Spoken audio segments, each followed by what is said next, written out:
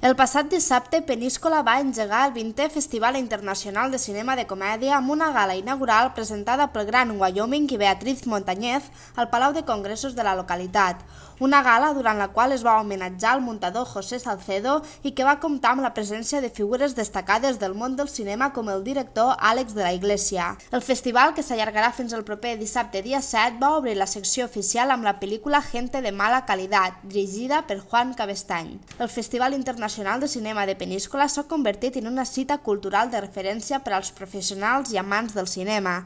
De fet, durant la gala inaugural es va poder veure no només a Àlex de la Iglesia, sinó també a l'actriu Rosana Pastor o a Carmen Sevilla, que va pujar a l'escenari en representació de totes aquelles persones que han estat premiades pel festival en els darrers 20 anys. També es va homenatjar a José Salcedo, considerat un dels millors muntadors del cine espanyol. Pel que fa a la programació, el festival va engegar la secció oficial amb la pel·lícula Gente de mala calidad de Juan Cabestany, amb Maribel Verdú i Fernando Tejero, i una gala benèfica presentada per Toni Aguilar, que va comptar amb les actuacions de La Caja de Pandora o Diana Navarro. Entre les pel·lícules a concurs també trobem Margot i la boda, Jo serví al rei d'Inglaterra, Glory to the Filmmaker o Mejor que nunca. Dintre del festival també s'ha programat una secció de nous realitzadors amb pel·lícules com Ocho citas, protagonitzada per Fernando Tejero, Belén Rueda i Adriana Ozores, o Imaginario, amb Rosana Pastor, Jorge de Juan i Julián Villagrán.